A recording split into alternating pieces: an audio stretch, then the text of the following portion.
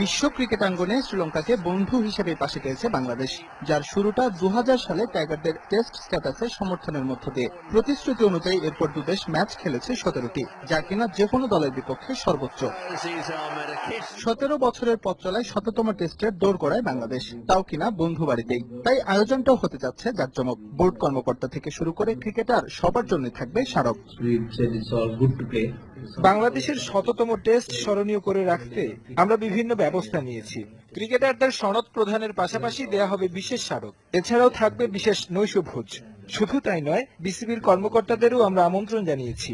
আশা করি সবকিছু দারুণ হবে।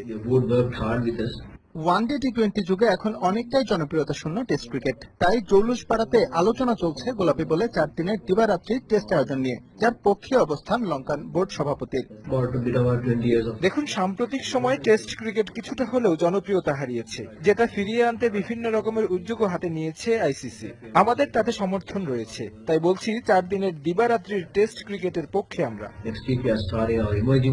তবে আইসিসির বার্ষিক লভ্যাংশ বন্টন গঠনতন্ত্র অনুযায়ী হবার বিপক্ষে অবস্থান শ্রীলঙ্কার ক্রিকেট বোর্ডের। তাদের মতে এটি হওয়া উচিত সদস্য দেশগুলোর আলোচনা সাপেক্ষে।